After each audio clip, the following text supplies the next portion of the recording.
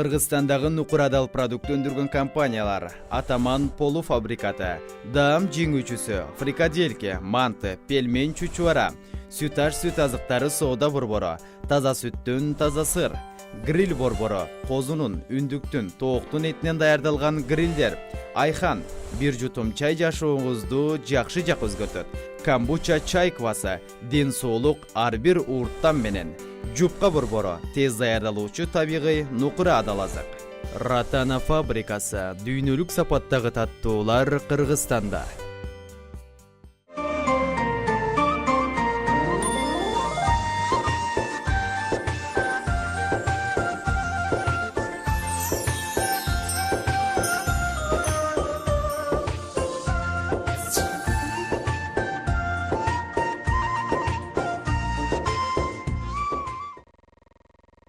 Мүнөттөрдүн, секундтардын жаңылануусу менен сиздерге дагы бир жолу ассалому алейкум ардактуу телекөрүүчүлөр деп кайрылабыз. Анткени пайгамбарыбыздын хадисинде бар: эки мусулмандын ортосун бир дарак бөлсө да бири-бирине салам айтсын. Саламдын мааниси бири-бирине тынчтык каалоо. Бул привет, hello же hi деген сыяктуу кыска, нуска бир адамдын эмоционалдык, экспрессивдүү маанайын чагылдыра турган бир көрүнүш эмес, а балким бул өзүнүн ичине өтө чоң маанини камтыган сөз. Башкача айтканда, сиздерге Аллахтын тынчтыгы жана саламы болсун деп каалоо айтуу. Биз Аян теле радио компаниясынын Орозодо 30 күндүк программасы, тактап айтканда ыйык Рамазан долбоорун баштайбыз. Биздин эфирге куш келиңиздер. Ассалому алейкум устаз. Биздин студияга куш келиптирсиз. Алейкум салам, рахматуллахи баракату. Ардактуу телекөрүүчүлөр, бүгүн бизде ыйман жана көөлүк теманын алкагында устазыбыз Умар Бакиров устазыбыз менен сүйлөшмөкчүбүз. Тактап айтсак, биздин устазыбыз алгачкы жолу эфирге чыгып атат, тагыраак айтканда телеканалыбызга чыгып атат. Устазыбыз Көлмө медресесинде мугалим болуп иштейт, устаз. Ооба. Кайсы тармактан сабак бересиз, устаз? Биз азыркы учурда араб тилинин грамматикасы боюнча сабак берип атабыз. Ошол менен кошо Куран котормосу менен да сабак берет. Устаз, мына бүгүнкү экөөбүздүн эфирибиз экстренный деп коебузбу, бир өтө тез арада уюшкандык менен уюшулуп кетти. Тилекке каршы биз чакырган конокторубуз ооруп калып, ден соолугуна байланыштуу келе албай, ордуна башка экспертти табууга мажбур болдук. Ошон үчүн тез арада ушул тез уюшуп бизге көмөккө келгениңиз үчүн сизден Аллах ыраазы болгон болсун.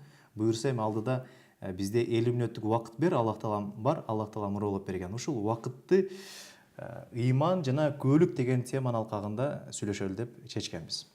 Биздин эфирлердин жүрүү тартиби, устаз, мындай бир баскычтар менен өтүп атат.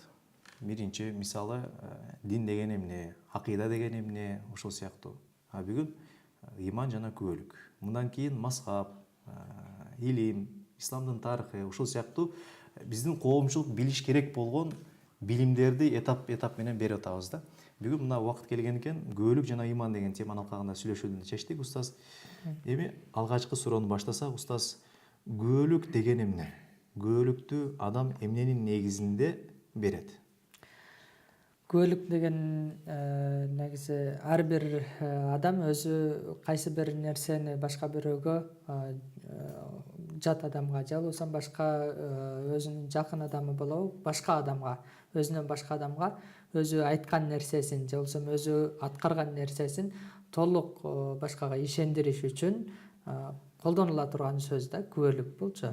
Себеби эгерде кандайдыр бир жумуш аткарып туруп, ошол аткарган жумушка башка бирөө чындап эле ошону аткардыңбы, аткарбадыңбы деп ушундай бир шектенип, ушундай бир күмөнсүрөп калган учурда, жок, андай эмес, мен толук ошол нерсени аткардым же болбосо ошол жумушту бүтүрдүм деген нерсени билдириш үчүн атайын көөлүк берилет. Ошон үчүн колдонула турган сөз бул. Кайсы бир кубулушка көөлүкөтүү, далилдөө. Далилдөө десе дагы болот, ооба. Устаз, көөлүктүн мааниси кандай? Мисалы, биз ашхаду алла илаха иллаллах, ашхаду анна Мухаммад расулуллах деп айтуу менен мусулман болобуз. Тагыраак айтканда, Аллах таала жалгыз, пайгамбары Мухаммад Мустафа саллаллаху алейхи ва саллям анын элчиси деп биз көөлүк берип атабыз. Ушунун тереңирээк мааниси эмнеде турат? Бул жерде ошол ашхаду алла илаха иллаллах деген сөз, мен Алла тааланын жалгыз экендигине күбөлүк берем деген сөз мааниси болот, сөзмө сөз которгондо. албетте бул жерде Алла Тааланын жалгыз экендигине күбөлүк бериштин бул жерде ушундай бир өзгөчөлүгү же болбосо даанышмандыгы десек болот. Алла Таала өзү Кур'ан-ы Каримде айткан: "Лаукана фихима алихатун ла фасадата". Эгерде асман менен жерде ушундай бир мейкиндикте же болбосо ушундай жаратылыштын өзүндө эле Алла Тааладан башка кандайдыр бир кудайча болгондо, анда ошол жер, асман бул бузулуп, талкаланып кетмек. Азыр мисалы жердин айланышы, күндүн чыгышы, айдын батышы, ушулардын баардыгы өзүнүн тартиби менен кетип атат да.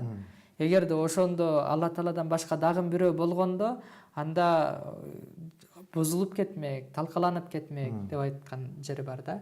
Бул эмне себептен айтылып атат? Себеби кандай эле жана бизде кыргыздарда бир казанда эки кочкордун башы кайнабайт дейби. Ошо сыяктуу бир мамлекетте эки президент болбойт, же болбосо бир ишканада эки башчы болбойт дегендей. Эгер эки башчы боло турган болсо, бирөөсү мындай болсун деп айтат, экинчиси жок мындай болсун деп айтат да. Ошо сыяктуу эле жаратылышта деле эгерде Алла Тааладан башка кандайдыр бир кудайча болгондо, анда бирөөсү күн чыксын азыр десе, бирөөсү жок ай чыксын. Же болбосо ошо сыяктуу бирөөсү кар жаасын десе, жок азыр жамгыр жаасын деген ошо сыяктуу ортодо талаш тартыш болуп кетип туруп, жер жана күн булардын айлануу системалары булардын баардыгы бузулуп талкаланып кетмек деп Алла Таала ушул айтып кеткен. Башкача айтканда, эки тараптын пикири дайым бир жерден чыга бербейт. Бир жерден чыга бербейт. Бул табигый мыйзам, жараткан аралап берген мыйзам. Ооба. Ошол мыйзамдын ошол тартип өз ордунда кеткендиги себебинен биз жалгыз Алла Таалага күбөлүк беребиз да. Тартиптин өзү Аллахтын жалгыз экендигин далилдейт. Бул баягы Кудай барбы же жокпу эмес, Кудайдын жалгыз экендигин далилдеп атат ошол да. Кудайдын жалгыз экендигин далилдеп атат. Ошондуктан биз дагы күбөлүк берип атканыбызда ашхаду алла илаха иллаллах. Биз Алла Тааладан башка кудайча жок. Биз Кудай деп сыйынып, ушундай бир ибадат кыла турган бир гана Кудай ал Алла Таала. Ашхаду анна Мухаммадан абдуху ва расулуху. Ашхаду анна Мухаммадан абдуху ва расулуху деген түзмө-түз сөзбө-сөз которгондо, мен пайгамбарыбыз Мухаммад саллаллаху алейхи вассалам Алла Тааланын элчиси экендигине күбөлүк берем деген сөз. Бул деле албетте пайгамбарыбызга ошол Алла Тааланга күбөлүк берүү менен ошонун жанында пайгамбарыбызга дагы күбөлүк берүүнүн өзүнчө бир өзгөчөлүгү. Эгерде биз Алла Таалага гана ыйман келтирип, Алла Таалага ишенип, ооба бул Алла Таала жалгыз, Алла Таала бар деп ишенип туруп, бирок пайгамбарыбызга ишенбей кое турган болсок, же болбосо пайгамбар башка пайгамбарларга эркичип кете турган болсок, анда биз акыретте бейишке чыга албай калабыз. Анткени биздин ыйманыбыз толук болбой калат. Ыймандын толук болушуна ошол Мухаммадур Расулуллах деген сөздү дагы Алла Таала өзү шерик кылып кошо берген. Анткени пайгамбарыбыз саллаллаху алейхи вассалам хадисинде дагы келет: качан кайсыл жерде менин атым зикир кылынса, кайсы жерде менин атым айтылган болсо, ошол жерде сен дагы айтылыш атың ошол жерден айтылат депчи. Ошондуктан кайсы жерде качан Алла Тааланын мактоо же болбосо Алла Тааланын аты айтылган жерде ошого удай эле келип пайгамбарыбыздын аты айтылат. Рахмат устаз. Бизде азыр теле көрүүчүлөргө арналган деги эле ушул программабызды ачуу максатында биздин журналисттер көчөдөн сурамжылоо уюштурган. Кудай барбы деп жооп берсек.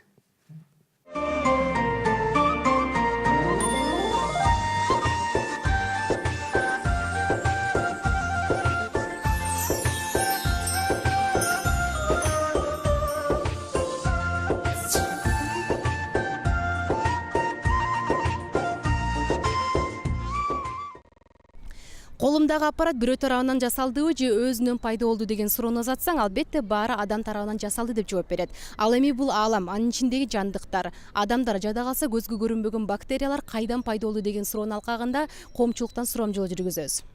Бир нерсе жөндөн-жөн жаралып калбайт да. Костюм деле, шым деле, кийим деле ошону бирөө жараткан. Андыктан ушул бизди албетте Аллах жаратты. Аллах таалам бар, бизди баарыбызды көрүп турат. Эми бир четинен ишенем, бир четинен ишенбейм. Анткени эгер Кудай жок болсо, то могу биз жашап аткан эменин баардыгы жок болгондор да. А эгер бар десем, мен билбейм. Алла Тааланын бар экенин 1000 мертебе бар деп айткыла. Эмне үчүн дал баштап жаңысы көчкөндө айланайын Кудай дейбиз. Эмне үчүн апаке, энеке дейбиз. Алла Таалан бар үчүн ушу дүйнөнү кармап турат. Алла Таалан бар үчүн. Мухаммед саллаллаху алейхи вассаламдын айтуусу боюнча ошол бар.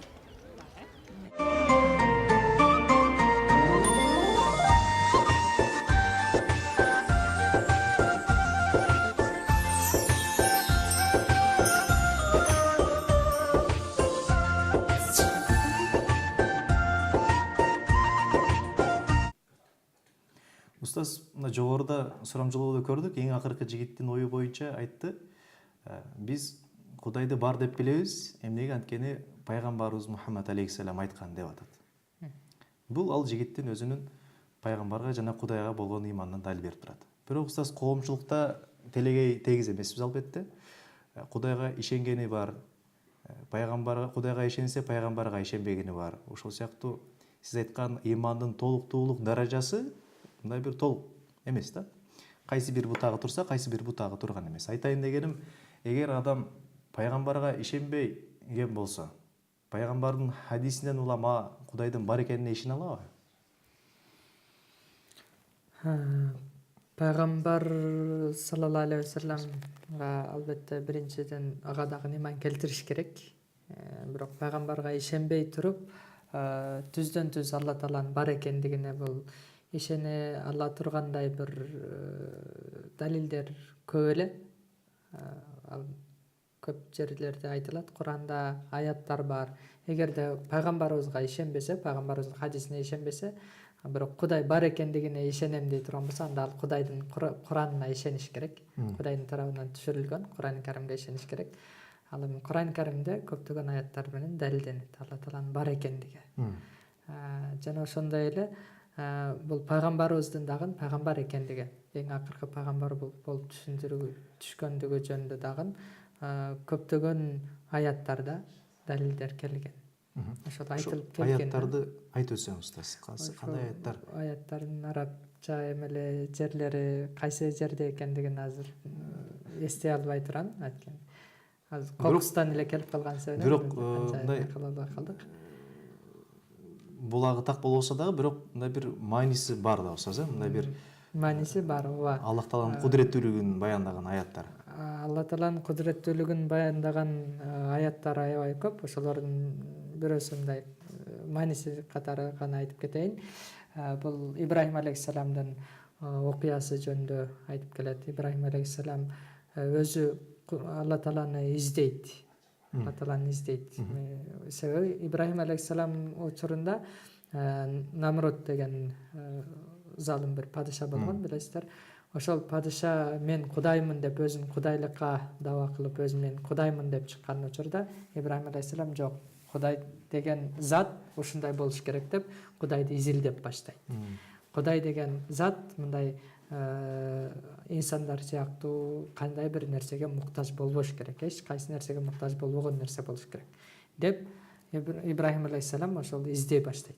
Издеп ар түрдүү нерселерди карайт. Бир күн караса ай чыгат. Асманда жылдыздарды көрөт. Жылдыздарды көрүп туруп, жылдыздардан сурайт: ушул мен Кудайым окшойт. Ушуга сыйынсам жакшы болот окшойт деп туруп, Кудай жылдыздарга сыйына баштаганда таң атарга жакын жылдыздар жоголуп кетет. Анан өзү жоголуп турса, өзү туруктуу тура албаса, ал кандайча Кудай болсун? Мен Кудай бул Кудай кылып ала турган нерсе эмес экен. Демек, мен башка нерсеге сыйынышым керек экен деп карап турса, күн чыгат. Күндү көрөт, күн жылдыздыга караганда дагы чоңураак экен, көбүрөөк жарык кылат экен. Демек, Кудай ушул окшойт деп ушинтип айткан учурда күн дагы бир убакытта батып кетет. Күн дагы батып кеткенден кийин мен мындай пайда болуп анан жоголуп кете турган нерселерди мен Кудай кыла албайм.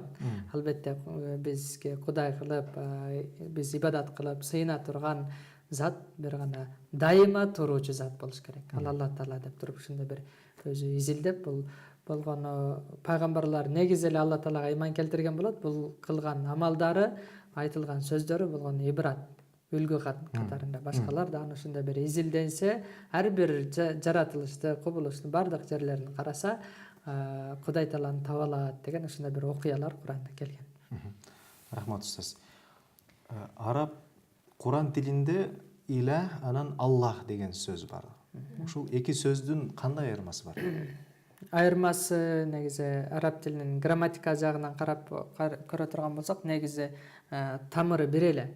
Аллах деген сөз менен илах деген сөздүн экөө тамыры бир эле, бирок болгондо бул жерде Аллах деп башында алиф лам кошулуп айтылат. Бул жерде марифа деп айтылат араб тилинин грамматикасы боюнча. Ал мындай дайын болгон нерсе үчүн курулган сөздү айтат да.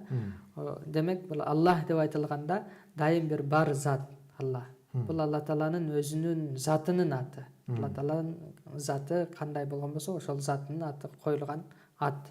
Ал эми илах деген бул кудайча деп которобуз бул жерде. Илахунда ошол Аллах сөзүндө келген алиф ламы жок. Ал жок демек ал дайын эмес, дайынсыз. Дайыны жок. Эч кандай бир ким экендиги белгисиз нерсе. Демек бул жокко тете десе дагы болот. Илахун деген сөз менен Аллах деген сөздүн экөөнүн айырмасы негизи тамыры бир эле, бирок болгону ошол грамматика жагынан караганда ошондой бир тамганы кошуп, же болбосо алып коюштук менен атайын бирөөсү бар дайым туруучу зат болуп калат, ал эми экинчиси илахун деген негизи жок эле нерсе болуп калат. Илах деген белгисиз бир объектке карата берилген аныктама. Устаз, мындай бир суроо жаралат да. Илах деген сөз, Аллах деген сөздү ачып бере албайт экен да? Илах деген сөз, Аллах деген сөздү ачып бере албайт. Аллах деген бул ошондо атайын бир дайындалган, Алла Таала үчүн өзүнчө коюлган бир ат. Бир эгерде мисалы менин атым Умар. Эгерде башка бирөө Умар деп айта турган болсо, сиз экөөбүз мисалы азыр жаңы тааныштык, эми сырттан башка бирөө ушундай бир Умар деп айта турган болсо, сиздин элесиңизге мен мындай туруш келбетим элесиңизге келет. Сиз элесиме келесиз. Сиздин элесиңизге Умар дегенде эле келет да. Ал эми ошол жерде сиз бизге ушул жерге мисалы устаз катары чакырып эме кылып атасыз, жөн эле устаз эле деп айтып кое турган болсо, Умар дебестен устаз эле деп айтып кое турган болсо, сиз мени элестете албайсыз да. Башка устаздар деле бар да, толтурачы. Демек ошол устаз деп айтылган нерсе мен үчүн бир кандайдыр бир сыпатым гана айтылып атат бул жерде. Ал эми Умар деген сөз мен ошол затымдын аты болгондуктан Умар деп айтылганда эле дароо ошол өзүмдүн бир туруш келбетим элесиңизге келет да. Эгер устаз дей турган болсоңуз, ошол жерде келбей калат. Ошол сыяктуу эле Аллах деп айта турган болсок, бул Аллах деген сөз Алла Тааланын өзүнүн затынын аты болгондуктан ал Алла Таалага гана тиешелүү болуп калат. Ал эми илахун деп айткан учурда биз Алла Таалага кайрыла албай калабыз. Себеби ал белгисиз нерсе болуп калат. Устаз, бизде телегөрүүчү телефон чалып байланышып атыптыр, кабыл алып койсок. Алло, телегөрүүчү, сиз түздө эфирдесиз. Ассаламу алейкум. Ва алейкум ассалам. Сурооңузду бериңиз. Омар Тасыров, биринчиден Рамазан айыңыз менен чын жүрөгүмөн куттуктайм. Алла разы болсун. Алла кабыл кылсын. Оорузуңуздар кабыл болсун. Амин. Сиздердики дагы кабыл кылмасын. Менде бир суроо бар эле да, Омар Тасыров. Могу Рамазан айында 30 күндүк орозо деп коет эмеспи? Ооба. Ошол 30 күндүк орозодо ар бир күнү таравих намазы менен окулуп, таравих намазы менен Кудай Таалага жакын болобуз да, туурабы? Ооба. Ошол таравих намазын кээде баягы мечиттер алыс болуп калган убакта бир үйдөн окуса мүмкүн бекен? Ошого бир суроого жооп берип коесузбу? Рахмат. Чоң рахмат. Алла разы болсун. Албетте таравих намазы үчүн мечитке гана барыш шарт эмес. Үйдө дагы таравих намазын окуса болот. Албетте мечитке баруунун өзүнчө бир фазилеттери бар, өзгөчөлүктөрү бар да. Пайгамбарыбыз саллаллаху алейхи вассалам хадисинде айткан, ким мечитке барып жамаат менен намаз окуй турган болсо, үйүндө отуруп, же болбосо башка бир базарларда отуруп окуган намазга караганда 27 эсе көбүрөөк сооп алат деп айткан да. Ошондуктан ошол сооптордон бир аз калып калышыбыз мүмкүн үйдө окусак. Бирок албетте таравих окуду деген сооп боло берет. Ардактуу телегөрүүчүлөр, биз белгилей кетсек, бизге берилген суроолор темага байланыштуу болсо жакшыраак болот эле. Анткени орозого атайын чыгарыш жасап атабыз. буга чейин шарият деген берүү, муфтият минбары деген берүү болуп келди. Мындан кийин дагы болот буюрса, Аллах таала насип этсе. Ал берүүлөрдө биз ушул фых маселесин, башка айтканда шарияттын өзүн биз талкууга алабыз. Ал эми бул берүүлөрдө могу экрандын астына жазылып турат: тема күбөлүк жана ыйман. Ушул теманы алганда сүйлөшсөк, көрсөтүүбүз максатына жетет деген ойдобуз. Устаз, эми ыйман деген темага кайрылсак. Ыйман менен күбөлүктүн байланышы тууралуу же болбосо кандай, ыйманды кандай түшүнсөк болот? Ыйман деген сөздүн өзүнүн сөздүктөгү мааниси бул ишенич деген маанини берет. Ал эми биз ыйман деп ошол нерсени айтабыз. Биз жанагындай көзүбүз көрө албай турган, биз инсандар ушундай бир алсыз маклук болуп жаралганбыз. Бардык нерсени эле көзүбүз көрө бербейт, бардык нерсени эле кулагыбыз уга бербейт дегендей. Биздин ошол жаратылышыбыз, табиятыбыз ушундай бир алсыз болгон, биздин көзүбүз көрө албай турган же болбосо келечекте эми боло турган нерселерге ишенүүнү ыйман деп айтат. Бул жөнүндө ошол пайгамбарыбыз саллаллаху алейхи вассаламдан дагы Жибраил алейхиссалам келип сураганда, ыйман деген эмне, мага ыйман жөнүндө кабар бер деп айтканда, пайгамбарыбыз саллаллаху алейхи вассалам: антумина биллахи ва малаикатихи ва кутубихи ва русулихи ва яумил ахири ва ту'мина бил кадари хайрихи ва шаррихи деп жооп берген. Мындайча айтканда, ыйман деген сөз бул Алла тааланын жалгыздыгына ыйман келтиришиң, ошон менен кошо Алла тааланын периштелерине, Алла тааланын түшүргөн китептерине, Алла тааланын пайгамбарларына жана кыямат күнүнө, акырет күнүнө жана тагдырдын жакшы жаман экендиги, бул Алла Тааладан экендигине ыйман келтириш деп жооп берген да. Демек бул жерден билсек, ар бир айткан сөздөрүнө карай турган болсок, эч кимисини инсан өзү көз менен көрө албайт, же болбосо инсандын ошол акылы ал жете албайт, ошол нерсени качан кандай болушуну биле албай турган нерселер. Ыймандын 7 шарты. Ооба. Ыйман ушул кээ бир эмелерде 6, кээ бир эмелерде 7 деп, негизинен эми бул негизи бутактар болуп атат. Аллахты жалгыз деп билүү, пайгамбарлары деп таануу, Пайгамбарларды, 4 китепти моюндоо, Инжил, Таурат, Куран, Забур китептерин, периштелерди бар деп билүү, тагдырга ыйман келтирүү, башкача айтканда Аллахтын кудурети менен алдын ала жазып коюлган китептин бар экенине, тагдырда бар экенине ыйман келтирүү дагы 7-инчи кайсы болуп калды ошондо? Жана периштелерине. Акырет, кайра тирилүү күнү бар.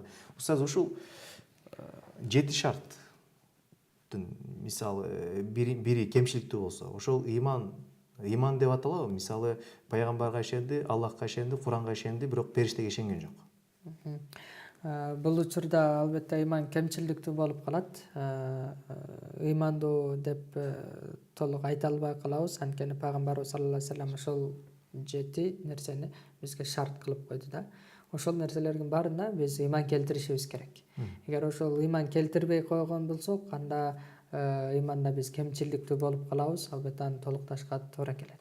Кайсыл бизде ошол ыймандын бир бөлүкчөлөрүндө, шарттарында эгер кемчиликтүү болуп кала турган болсо, ошол кемчиликтүүгө жараша биз акыретте жаза алып калышыбыз мүмкүн. Ошондуктан толукташтын аракетин кылышыбыз керек ар биринечи. Жана ошондой эле бул жерде негизинен Алла Таалага ыйман келтирүү. Ыйман келтирүү дегенди жана айтып кеттим мен, ишенич деген маанини берет. Ал эми ыйман келтирүү, Алла Таалага ыйман келтирүү дегенден кийин Алла Таалага ишенүү. Эгер Алла Таалага ишене турган болсок, Алла Тааланын түшүргөн китептерине, же болбосо Алла Тааланын жараткан бир маклуктарына ишенбей коюу, бул мындай акылга сыйбай турган нерсе деп айтсак да болот да. Демек Алла Таалага ишенгенибизден кийин, мисалы Алла Тааланы көргөн жокпуз, биздин көзүбүз Алла Тааланы көргөнгө кудуретсиз, күчү жетпейт. Демек ошондой өзүбүз көрбөй туруп, бирок ишенип атабыз, жаратылыштын, же болбосо Курандын негизинде, же болбосо хадистин негизинде биз ыйман келтирип, биз Алла Тааланын бар экендигине биз ишенип атабыз да. Ошону ишенип туруп, анан кийин Алла Тааланын бар деп туруп, анан Алла Таала өзү айтып аткан нерсеге ишенгиле мына периштелер жараттым, же болбосо ишенгиле мына кыямат кайым болот деп өзү кабар берип атса, ошол нерсеге дагы жок болбой калышы мүмкүн да бул туура эмес болот. Жогоруда адашып турмун устаз. Жаратканга ишенди, китебине ишенди, пайгамбарына ишенди. Анан бирок периштелерине ишенбей иштеди дедим да. Жаңылышып калыптырмын устаз чын эле. Эгер ал чындап эле китебине ишенсе, китептин ичинде бар да периштеге ишен деген. Демек, бул жерде эгер ушул суроону өзгөртпөй туруп карай турган болсок, периштеге ишенбеген киши китепке да ишенбей калат да ошондо. Жыйынтыгында ошондой болот да. Китепке дагы ишенбей калат. Демек китепке ишенбеген киши ал Алла Таалага ишениш кыйын да. Ошондуктан Алла Таалага ишенген адам, мен Алла Таалага ыйман келтиремин, Алла Таала бар деген болсо, анда албетте Алла Тааланын китебине, анын периштелерине, элчилерине баарына ыйман келтириш керек. Булар бирок болгону бул жери айтылып аткан нерсе элчилерине ыйман келтирген жерде бир аз айырма болуп калышы мүмкүн. Себеби элчилери пайгамбарыбыз толтура көптөгөн элчилерди жиберген бизге чейин. Кээ бирге риваяттар боюнча 120дан ашуун пайгамбарлар жиберилген деп. Пайгамбарыбыз алейхиссаламга чейин эле? Пайгамбарыбызга чейин. Адам атадан баштап пайгамбарыбызга чейин. Ошого чейин эле 120 миңден ашуун пайгамбарлар келип кеткен. Албетте алардын атын баарын Куранда же болбосо хадисте айтылган эмес, бирок көпчүлүгү ушундай келген деген сөздөр бар, риваяттар бар. Албетте ошол негизинде карай турган болсок, мисалы Иса алейхиссаламга же болбосо Муса алейхиссаламга ыйман келтиргендер. Иса алейхиссаламды пайгамбар, Алла Тааланын тарабынан түшүрүлгөн деп туруп, пайгамбарыбызга ишенбей койгон пенделер болгон. Пайгамбарыбыз доорунда биз Иса алейхиссаламга ыйман келтиребиз, ал пайгамбар болгон, Алланын тарабынан түшүрүлгөн, бирок Мухаммад пайгамбарыбызга сага ишенбейбиз деп айткан адамдар болгон да. Мына ошондой учурларда пайгамбарыбыз саллаллаху алейхи вассалам айтты, алардын бардыгыга ыйман келтирип, ошону менен кошо мага дагы ыйман келтирип, качан ошо менин жолумду жолдой турган болсо, ошондо толук ыймандуу болот деп айтты. Демек, башка пайгамбарлардын ортосун эгерде бөлүп, мынабысыга ишенем, мынчасыга ишенем, мынчасыга ишенбейм деп айтып кое турган болсо, анда ал ыймандан чыгып калат. Ошол сыяктуу эле жанагы 4 китептагы Аллах Тааланын тарабынан түшүрүлгөн деп таанышыбыз керек. Ошол эле христиан динин карманган адамдардын деле китебин, аларга түшкөн китепти биз асылында жараткандан түшкөн деп тааныйбыз, Бардык китептерди Алла Таала түшүргөн, китептерди эле эмес, башка баракчаларды дагы пайгамбарларга түшүрүп турган. Ошону менен чогуу ошол 4 китепти түшүргөн, ошол 4 китепке түшүргөн деп биз ишенебиз. Албетте азыркы учурда толук туура Алла Тааланын тарабынан кандай түшүрүлгөн болсо, ошол бойдон турат деп айта албайбыз, бирок сөз түшүрүлгөн экендигине биз ынанабыз. Азыр кайрылып ушул темага биз телегөрүүчү бар экен, кабыл алып койсок. Алло, телегөрүүчү, сурооңуз бере бериңиз. Assalamu alaikum. Wa alaikum salam. Ayыңыздар менен куттуктайбыз. Рахмат, бере болсун. Теманы көтөрдүңүздөр. Менде ушундай бир суроо бар, бул ыйман темасын көтөрүп атпайсыңарбы? Тагдыр маселесине байланыштуу. Эгерде Кудай Таала менин башыма кандайдыр бир кыйынчылыкты берген болсо, мен ал кыйынчылык Кудайдан деп билем. Бирок ошол эле учурда Кудай адилетсиз экен. Анткени ошол кыйынчылыкты мага берди дагы, менин жанымда отурган досума берген жок десем, же болсо ошондой десе бирөө, ошол адамдын ыйманына биз кандай баа беребиз? Суроо түшүнүктүү болду устаз. Алла разы болсун. Алла кабыл кылсын. Сиздердин да оразоңуздарды кабыл кылсын. Албетте, эгерде бул тагдыр маселеси ушундай, ар кимдин тагдыры ар түрдүү болот. Баарынын тагдыры окшош эле боло бербейт.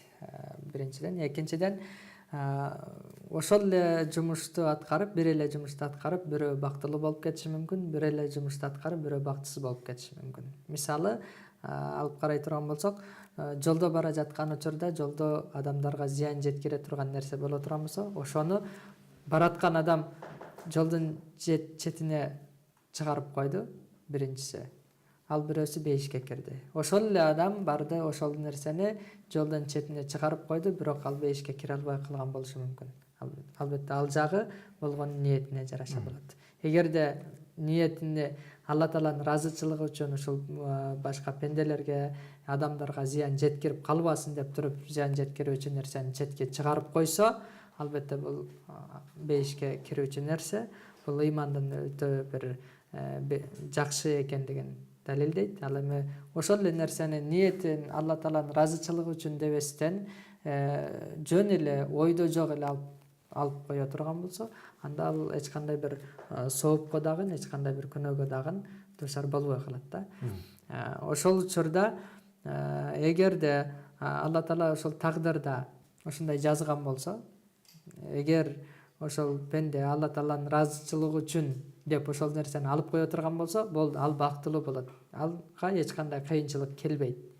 Эгерде ошол жөн эле алып кое турган болсо, анда жолдо баратып бир кайсы бир кырсыкка учурашы мүмкүн, же болбосо кайсы бир башка бир жумушу бүтпөй калышы мүмкүн деген ушундай бир тагдырына ошондой жазылган болсо, анда ошол бойдон кете берет да. Демек адам тагдырын өзү жазат экен да. Мындайча айтканда биздин Алла Таала бизге эрк берген, мүмкүнчүлүк берген, шарт берген. Биз ошол мүмкүнчүлүктү, шартыбызды, акылыбызды пайдаланып кандайдыр бир амал жасайбыз. Ооба. Ал амалдын жыйынтыгы Аллахтан албетте. Ооба. Мындайча айтканда Аллах Таала биздин жасай турган иштерибизди мажбурлабайт. Ооба. Бизге тандоо эркин берген. Тагдырды эки түрдө айтышат уламалар. Тагдыр мубрам, тагдыр муаллак деп. Тагдыр мубрам деген сөз ал чечкиндүү тагдыр. Мындайча айтканда кандай жумуш аткарбасын, эмне кылбасын ушундай болот деп. Мисалы, биздин тагдырыбызга, мисалы мен тагдырыма кандайдыр бир кырсык жазыла турган болсо, Алла сактасын биринчиден, ошол нерсе тагдыр мубрам болсо, бекемделген тагдыр болгон болсо, анда ушул могу числодо, мына учурда, мына жерде болот. Мен ошол жерге барайын, барбайын, мен калайын, калабайын, баары ошол жерде ошондой болот. Бул сиздин тагдырыңызда жазылган. Тагдырда жазылган нерсе. Бирок ошол эле тагдырда эгер муаллак болуп, муаллак деген сөз байланып турган нерсе. Бекемделген эмес, бир байланган. Адамдын өзүнөн байланган. Адамдын кыймыл-аракетине, ниетине байланган. Ниетине, же бир кандайдыр бир амалына байланган тагдыр болот. Ал тагдырды албетте Алла Таала жазган. Алла Таала тагдырды жазган, бирок ошол тагдырдын негизинде барат. Барып туруп, анан кийин кайсыл жакка тандашты ал пенде өзү билет. Устаз, кызыктуу болуп атышты. Сен азыр телекөрүүчүбүз кабыл алып коелу. Алло, телекөрүүчү, сиз эфирдесиз, сурооңузду бере бериңиз. Мен кайрадан эле суроо берейин деп чечтим. Күбөлүк менен бул ыймандын канчалык айырмасы бар? Күбөлүк менен ыймандын канткенде өтөбүз, ыймандуу адам канткенде ыймандуу болот дейм да, ошол суроого жооп берип койсоңуздар.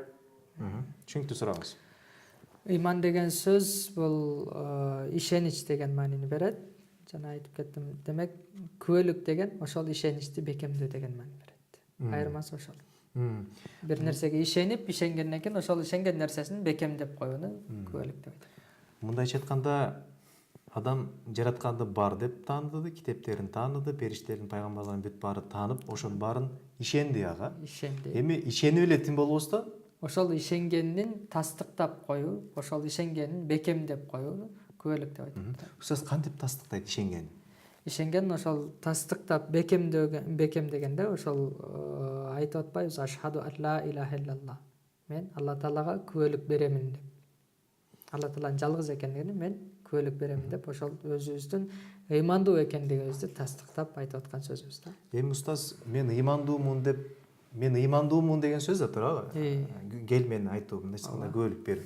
Эми ошо күбөлүктү бергенден кийин күбөлүктүн ээси болгон Аллах Тааланын айтканын аткарбаса, мисалы жамандыктан тыйылбаса, жакшылыкты жасабаса, арам деген нерсени арам экен деп түртпөсө, адал экен деген нерсени адалга жолобосо, мындайча айтканда жаратуучу бар деп, бирок жаратуучунун айтканын кылбаса, ал пенденин бул дүйнөдөгү абалы деп коебуз. Бул пендеге кандай комментарий берилет? Албетте биздин мазхаб боюнча биз аны талкуулабайбыз. Эгерде кимдир бирөө мен Алла Тааланын жалгыз экендигине күбөлүк берем деп, мындайча айтканда ашхаду ан ла илаха иллаллах, ашхаду анна Мухаммадан расулуллах келмесин айткан болсо, анда биз мусулман деп билебиз, аны биз ыймандуу деп билебиз.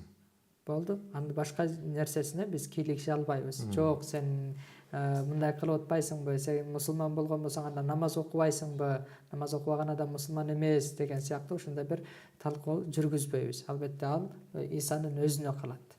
Чындап эле ишендиби, же болбосо ишенген жокпу? Биз бир гана тил менен айткан нерсесине гана ынанабыз. Биз мусулман деди, болду, биз мусулманбыз, мусулман экен деп билебиз.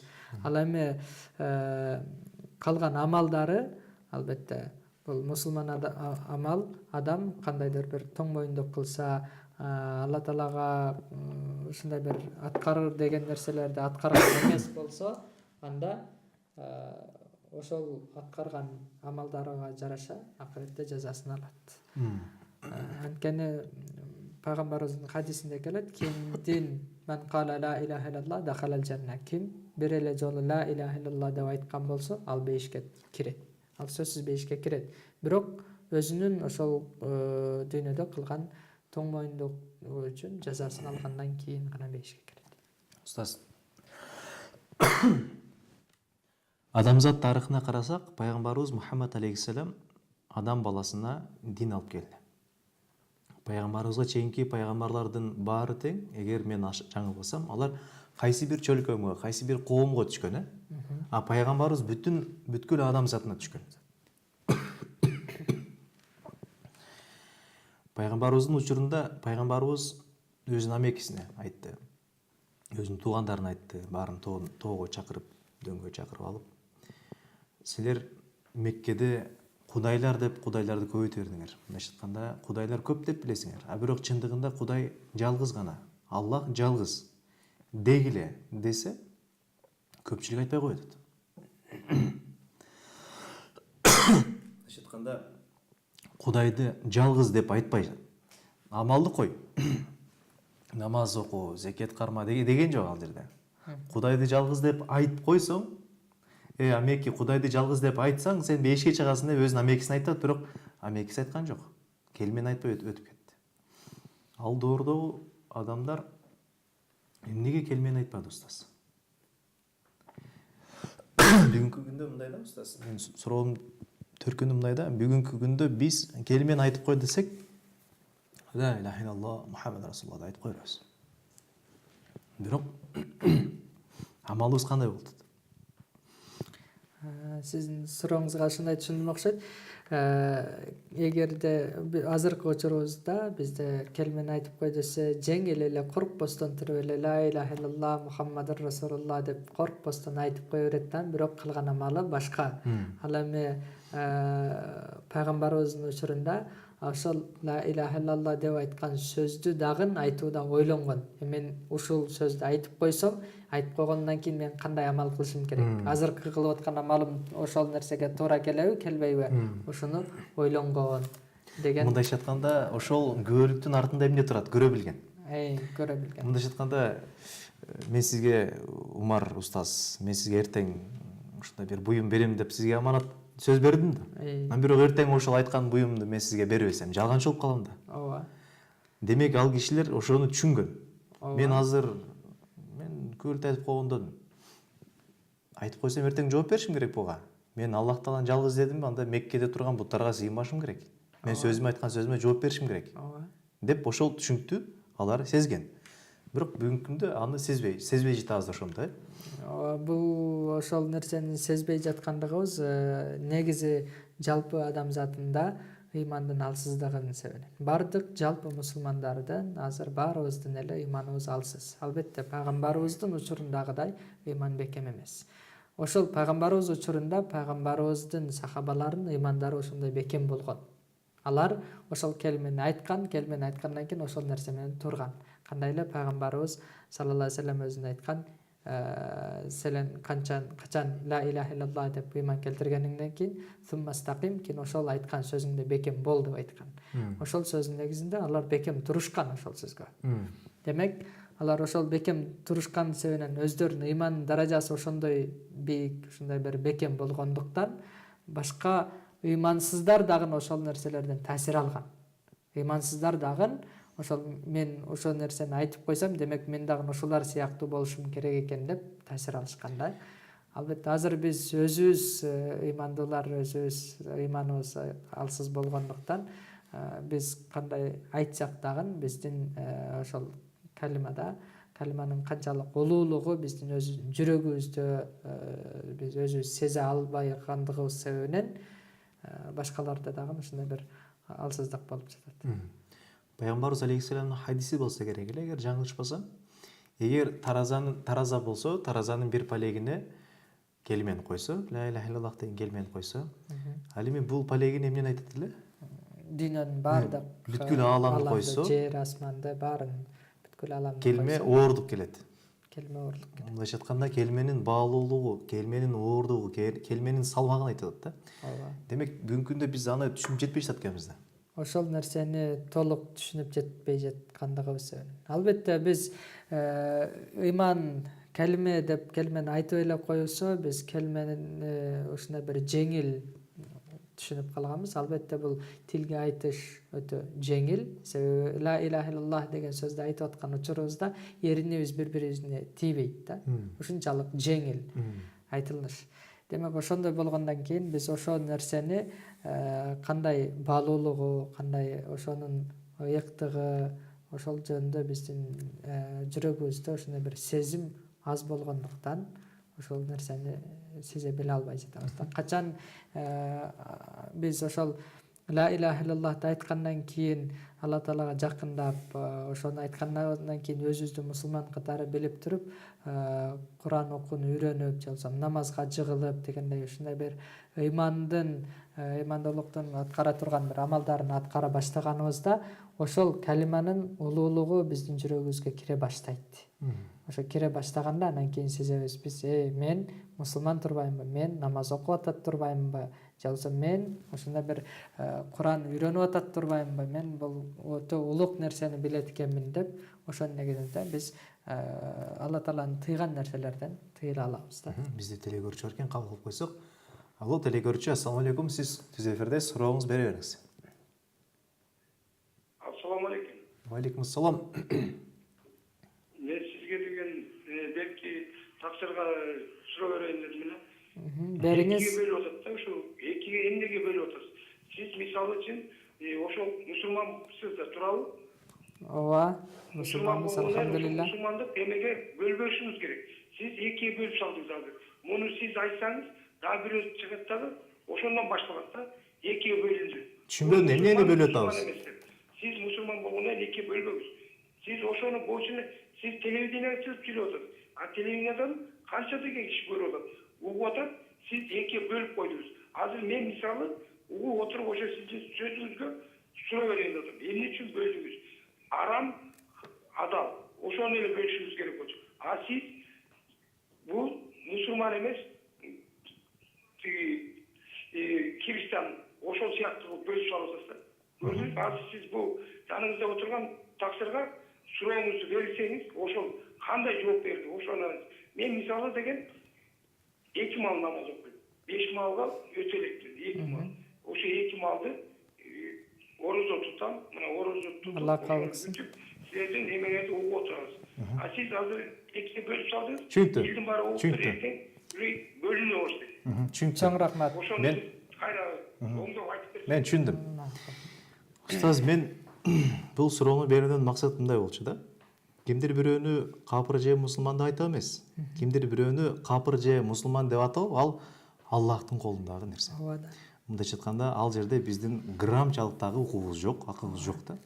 Бирок мен, алхамдулилла, мусулман катары жаратканды бар деп, китеби түшкөн деп, пайгамбары Мухаммад деп тааныган мусулман катары мен мусулманмынбы чын эле?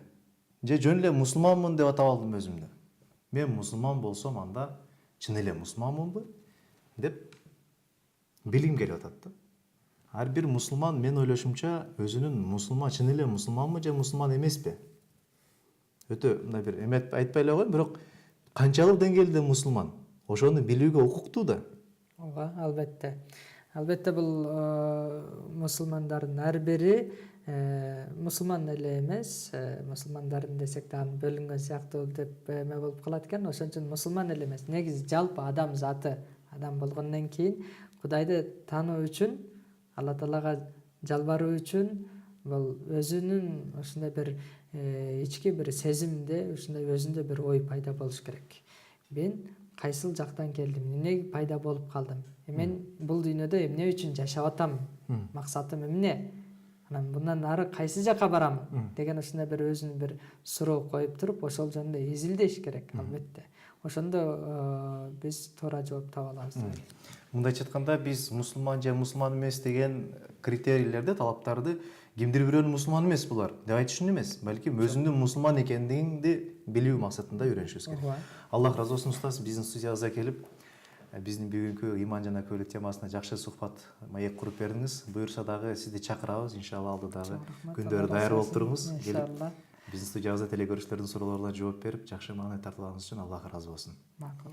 Ардактуу телекөрүүчүлөр, Аян телеканалы берүүлөрүн аяктабайт. Буюрса алдыда Билим Тайм деп аталган телевикторинабыз бар. Анда сиздерге суроо салынат. Ким суроонун жообун билген болсо, байланышка чыгып, жооп берип, белектерди утуп алуу мүмкүнчүлүгү бар. Андан кийин саат 1:30-дан 2:30-га чейин белгилүү коомдук ишмер жана журналист Мыктык Арсанбек устазыбыз менен сиздерден келген суроолорго жооп алып беребиз. Бизден алыстабаңыздар.